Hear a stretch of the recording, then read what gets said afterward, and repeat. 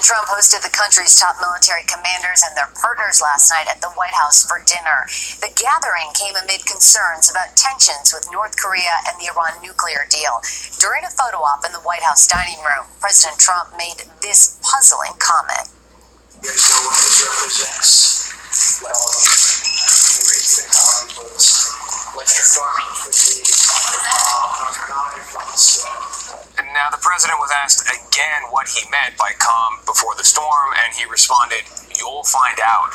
The White House has not clarified the comments further.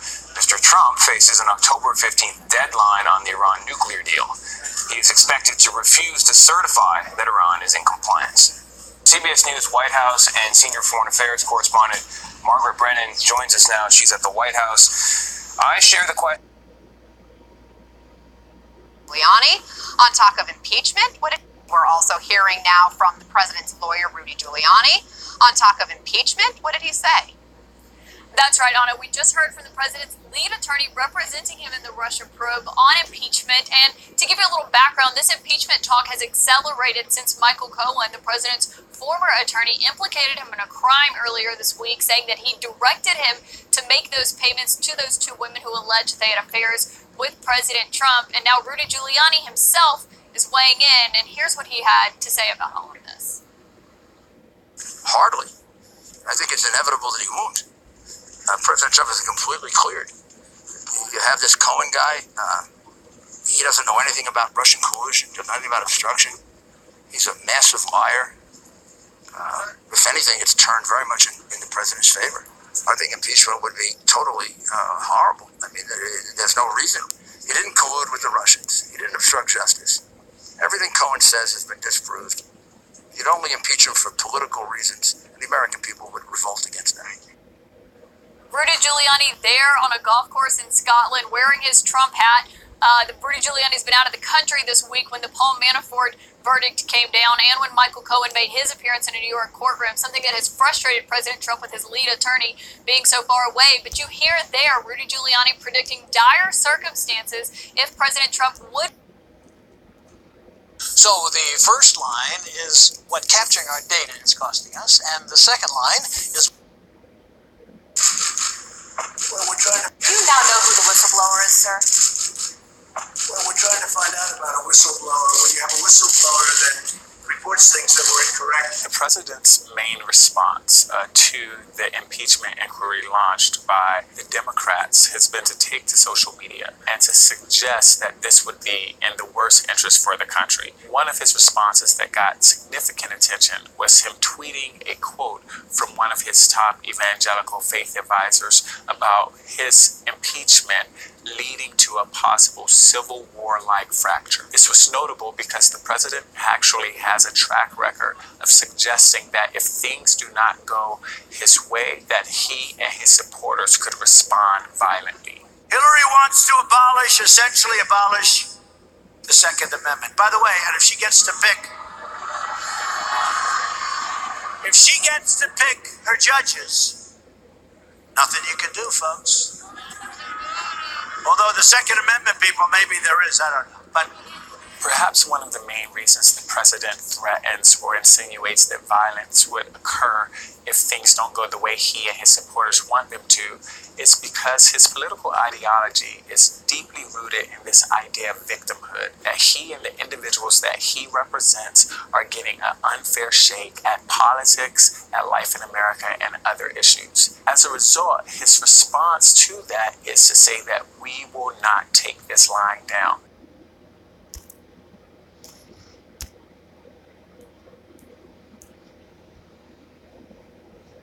President's behavior, in part because they simply... One of our colleagues down in the basement just now that he will vote against this resolution. Those in favor, please say aye. Those opposed, say no. Opinion of the chair, the ayes have it. Madam Speaker, Resolution is adopted. Madam Speaker, on that I would request the ayes and nays. The ayes and nays are requested. Those favoring a vote by the ayes and nays will rise. A sufficient number have arisen. The yeas and nays are ordered. Members will record their votes by electronic device. This is a 5-minute vote, colleagues. A 5-minute vote. Garrett, we are proceeding to the key and critical vote. Walk us through exactly what's happening on the floor of the House right now. So, Ari, this vote should go much quicker. All the members are in the chamber. They came during that long first vote. The deadline extended partially to make sure everybody gets in the room, and you're already starting to see numbers on the board here. 2 Democrats so far have voted against. I can't see the big board with their names, but I can tell you who they probably are. Jeff Van Drew, the freshman congressman from New Jersey who I just mentioned, and Colin Peterson, a long-serving congressman from Minnesota, one of these last of these conservative blue dog Democrats. Both of these men have signaled for quite a long time they were unlikely to support impeachment, and here they continue to do so today, voting with Republicans. I would be much more surprised if we see any Republicans crossing over to vote with the Democrats here. You see a present vote. That's interesting. That will take some explanation later. That may come off the board. But Republicans are unlikely to vote against or vote with Democrats here, even if they are concerned about the president's behavior, in part because they simply don't have to. In pure, naked, lizard brain political terms here, there's no reason to vote with Democrats on a procedural vote here that Democrats can carry and stick your neck out for the next month to just get hammered by your Republican colleagues and by the president of the United States. Garrett, we're going to leave the escalating numbers on the screen as we report this out in real time. Rarely is the floor of the House this exciting. But as you say, what we see right now in that climbing yay number on the upper left, the 183, and joined by 1 independent, is this United States House on the road to passing rules to provide for the potential impeachment of the sitting president. What is the magic number they need to hit? 218 if everyone is present today, and I didn't see the totals on the last vote, but I believe that will be the number here today. And Democrats have room to clear it here. They can afford to lose. A half dozen or more would not be politically problematic for them at all. If you start to lose more than that, you're having a slightly different conversation about how united the party is, but it doesn't look like they're in any danger of that, at least so far. You saw those 2 nays pop up very quickly. If there are other wavering members on the floor, I suspect they are being spoken to in hushed tones on the floor as we speak by the members of the whip teams from these parties. But look, this is part of the case that Nancy Pelosi made when she came out to run for speaker again, that she is a master vote counter. They are not going to make mistakes in terms of knowing they have the votes to carry this. Yeah, I saw that Republican vote pop up and come down very quickly here again. I expect the Republicans to be in lockstep on this as we approach that magic number. And I might point out that if you are going to vote in a way that there's going to be put extreme pressure on you by your party, there is a saying that you're told, and that is vote early and get out of there.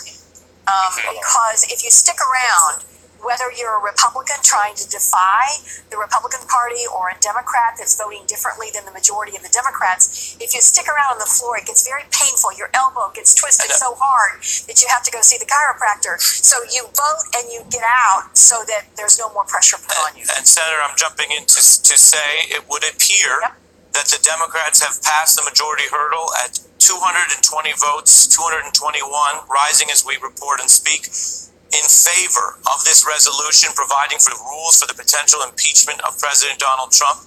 Garrett, we are looking at the Democrats. As you say, Speaker Pelosi can count. It would appear that she has counted up enough votes with plenty of room. Nothing official, formal, or with the force of the House authority until this is, of course, final and gavelled.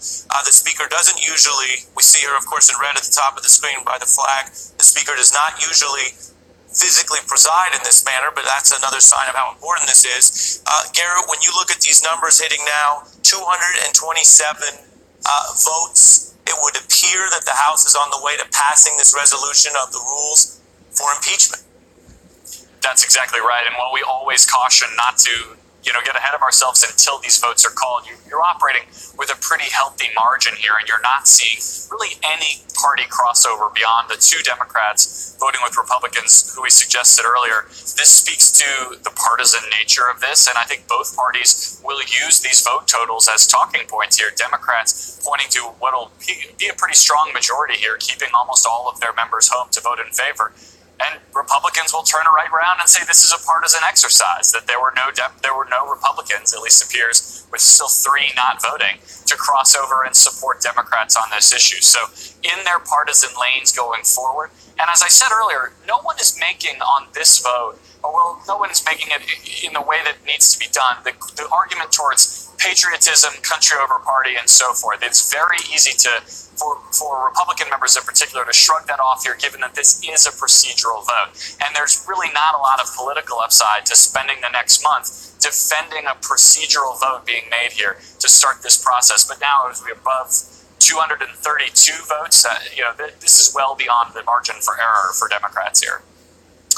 How does the House floor look to you as they've just finished the time, and we'll jump in the moment we hear the Speaker preside? Does it look any busier, different, more intense to you on this historic vote? Members sticking around, the galleries were packed as we got towards the start of this vote, a lot of staff present. There was, again, that feeling that this was a momentous day, a feeling of some importance here, not a normal everyday vote. But to Senator McCaskill's point here, there's another 6 votes in this series. So for folks trying to avoid that uncomfortable moment here, should they cross party lines, they've got other things to vote on before they can head for the exits. It does not appear that anyone is doing so, at least not yet. We see the Speaker consulting there with the House staff and stepping towards what looks like she's stepping towards the microphone and the gavel. Let's listen in to this moment here on the House floor with a majority of votes.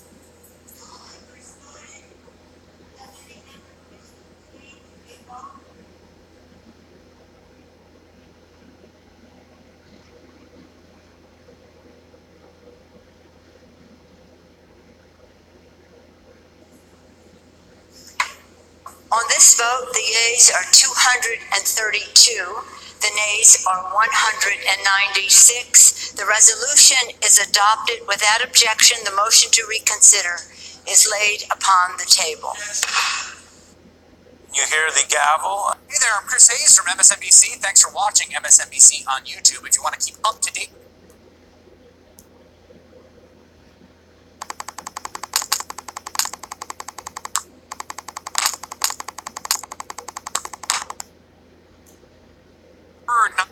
helicopters could be seen and heard not only in downtown Los Angeles, but in the surrounding areas as well. And people we spoke with were startled to see these military aircraft maneuvering so low to the ground.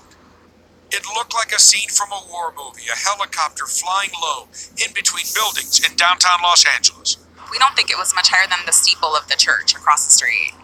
They were low. They were very low. Low enough where you could see inside. I'm just assuming there was like a green neon, maybe the control boards inside. That's how low they were. Erica Gallo and Leslie Ruiz were in nearby Lincoln Heights. They saw the helicopters and say they were loud. 4 smaller helicopters in the front, but their lights are all turned off. And there was only red lights in each one of them. Then another military helicopter came in. It was much bigger. According to the LAPD, it's all part of a U.S. Army training exercise to teach soldiers skills and how to operate in an urban environment. The department said residents could hear weapon simulations. Officials say the local terrain in Los Angeles provides the Army with unique locations and environments that service members may encounter when deployed overseas. But some people here feel they should have been warned about this. I definitely think, it would be nice to get a heads up. Nowadays you just never know what's happening. And we were talking about, everybody has a fear, especially after 9/11 happened. When you see, helicopters or airplanes that are flying too low. A statement by the LAPD said in part, this training is coordinated with the appropriate state, county, and city officials, as well as private property owners. Safety precautions have been implemented to prevent unnecessary risk to both participants and/or area residents and property. And it's not over yet. The training is set to run through Saturday. Hello, I'm Mark Brown. Click the ABC7 logo to subscribe to our Eyewitness News YouTube channel.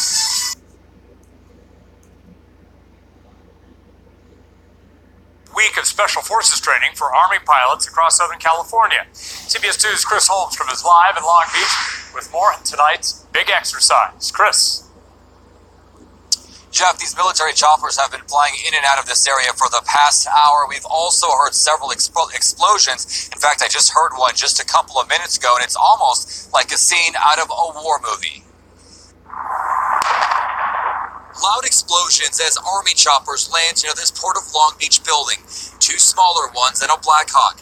All 3 in and out in a matter of moments. While details of the military drills are kept secret, we know the soldiers will enter the building where they will work out different scenarios. LAPD also out here providing security, but we wanted to know why. Why is the Army doing these trainings in the LA area? Army really appreciates being able to come into this urban environment and put some of their practices to test in environments that they've never run through before. It's the 3rd day of military drills.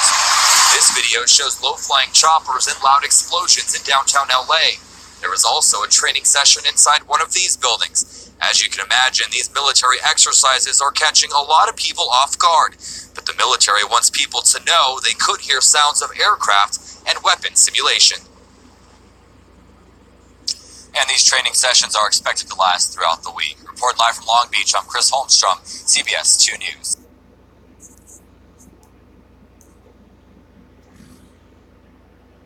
Boulevard and surrounding neighborhoods. Residents were furious that last March, the sound of war enveloped Capitol Boulevard and surrounding neighborhoods. Residents were furious that they had little warning.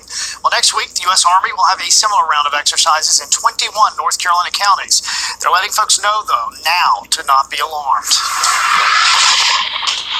Last March, folks near Capitol Boulevard didn't know what was happening. The sound of explosives and helicopters filled the air late into the night and early morning. My expectation of what was going to happen was, simulated weapon fire. That is not the same thing as simulated bomb explosions. Residents were at first alarmed, and then they took their complaints about the Army exercise to public officials. They don't do it in the middle of the city. Another series of exercises is set to begin August 30th and run through September 12th, but there are differences compared to last time. This training will be run by Fort Bragg Special Forces and will take place in rural areas rather than urban and will spread over 21 different counties. They include Wake, Cumberland, Harnett, and Hoke. Special Forces students and civilians will simulate scenarios that include guerrilla freedom fighters. The public will know who is participating because they'll be wearing a red armband that says Robin Sage. The vehicles will also have signs on them that say Robin Sage. Fort Bragg says you may hear blank gunfire or see flares. The exercise simulates unconventional warfare, and the Army says they don't want the public to suddenly be alarmed. And they also say if you do have questions in your community, if you're wondering whether they'll be there or if you have any concerns, to call your local law enforcement because they're aware, of course, that this is happening.